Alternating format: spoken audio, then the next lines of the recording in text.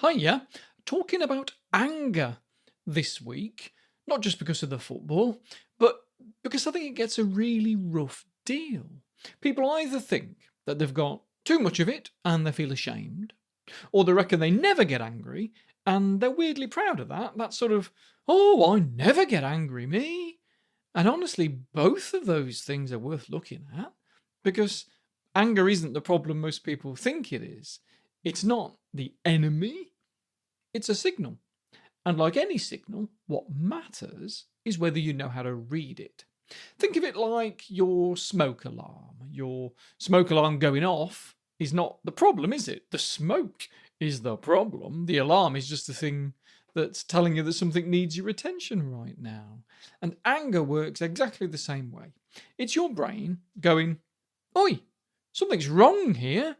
Do something about it.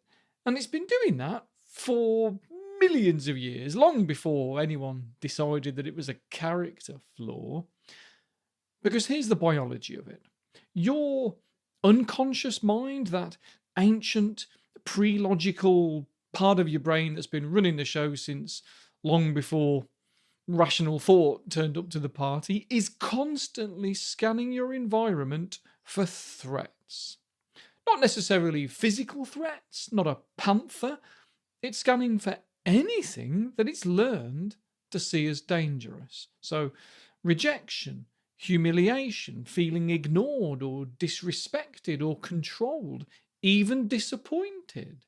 And when it spots one of those things, it does exactly what it's always done. It floods your body with adrenaline and cortisol and fires up the fight or flight response. And if the signal it's sending is fight your way out of this, that's anger. So it's not a personality flaw. It's your ancient brain doing ancient brain things. The problem is, of course, that in the modern world, it doesn't come to update the system at all. Your brain genuinely can't tell the difference between a predator on the savannah 3 million years ago and your internet going down for the fourth time this week. The same system fires. The same chemicals flood in, which is why people lose it at football referees or say something truly nuclear to somebody that they genuinely love over something small. The body is convinced it's a survival situation. And in survival mode, logical thought basically goes offline.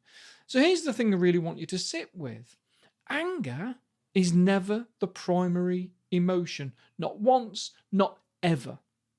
There is always something underneath it. Always.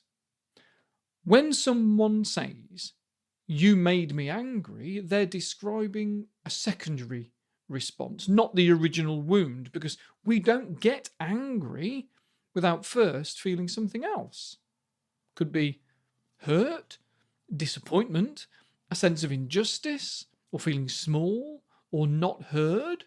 Whatever it is, something landed first, and then anger came in behind it like a bodyguard. A big loud bodyguard who makes a scene, so the vulnerable thing underneath doesn't have to be seen. And that's actually useful to know. Because if you find yourself getting angry a lot in traffic, with your partner, with your kids, it's worth getting genuinely curious about what's underneath that, rather than why am I so angry all the time, which is a question that leads nowhere good, but what am I feeling before the anger kicks in? Because the answer often surprises people. What looks like an anger problem is sometimes grief or years of shame finding the only language it knows. Anyway, there is a lot more to get into in this sort of topic. What to actually do with it in the moment, why some anger is entirely correct and healthy, and why the person you're quietly resenting is almost certainly sleeping just fine. Thank you very much.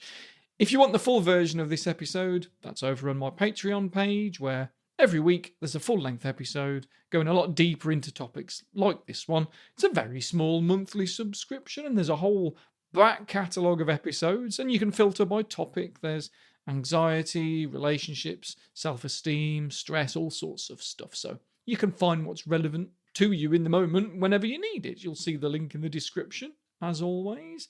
Like I say, it's very cheap. It's like £1.50 a week. You're probably already spending more than that on subscriptions you forgot you've got. Only this one might seriously improve your mental health. Anyway, gotta go. Enjoy your week, folks. See ya.